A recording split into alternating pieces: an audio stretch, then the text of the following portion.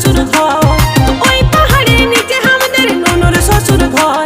ও খেদনার বাপ যাবো বেহায় ঘর, ও খেদনার বাপ যাবো বেহায় ঘর। এই শুন খেদনার মাই হাতে একটাও টাকা নাই, এই শুন খেদনার মাই হাতে একটাও টাকা নাই।